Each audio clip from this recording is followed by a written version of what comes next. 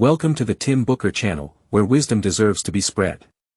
Wishing you a pleasant listening experience. Today, the book we will delve into is The Librarianist.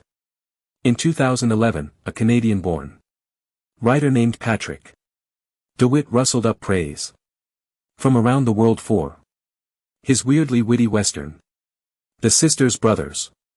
The best-selling novel about a pair of sibling assassins was shortlisted for the Booker Prize and later became the basis for a movie starring John C. Reilly and Joaquin Phoenix.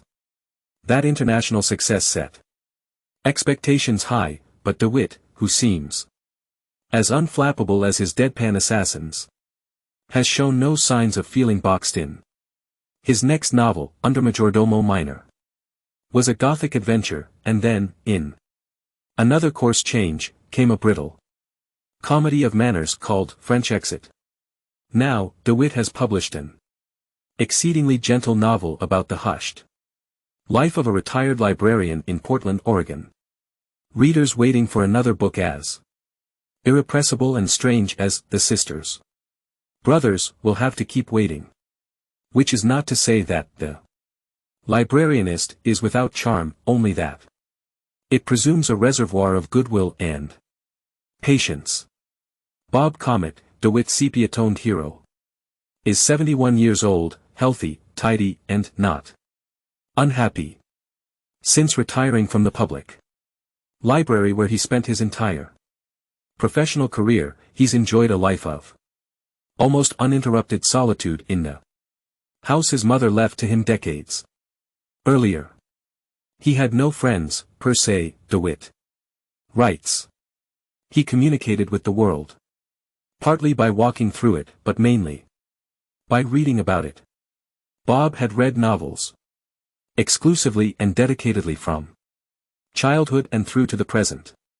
That introduction of a life infused with literature signals a kind of Walter Mitty fantasy, or perhaps a satire of fiction's erroneous influence, like Jane Austen's Northanger Abbey.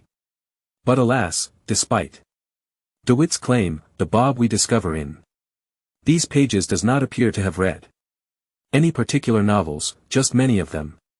The way Sarah Palin reads lots of newspapers.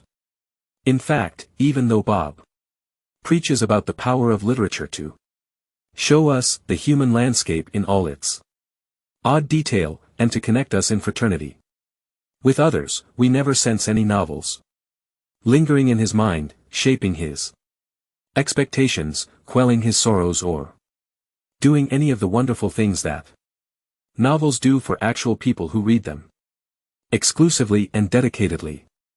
So far as I can tell, Bob could have been equally devoted to cheese or model airplanes with similar results.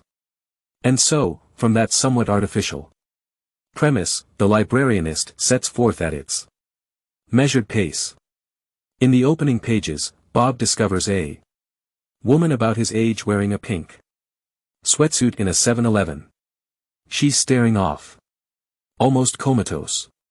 When he determines that she's a resident at a nearby retirement center, he gently nudges her back to the facility despite her groans and repeated stoppages. When they finally arrive, the Gamble Reed Senior Center looks very much like the cliched image of a haunted house, which is in keeping with the novel's slightly sir. Thank you all for listening to Tim Booker channel.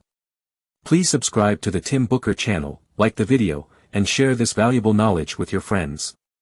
Let's combine wisdom with practice, achieve our financial goals, and create a better future together. Thank you, everyone, and goodbye.